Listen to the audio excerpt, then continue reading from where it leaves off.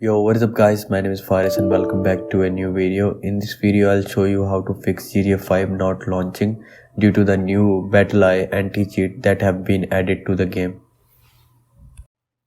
So without wasting any time, let's get right into the video.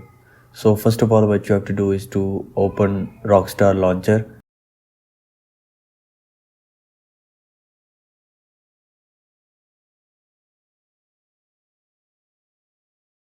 After it opens, click on this setting menu and deselect this battleEye anti-cheat, and now your game will run fine in the story mode. If you want to play GTA 5 online, you have to uninstall scripthook V and menyoo trainer altogether.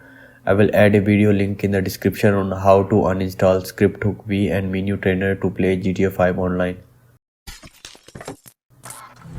Thank you so much for watching this video guys. This is Faris signing out and I will catch you guys in the next one. Peace out.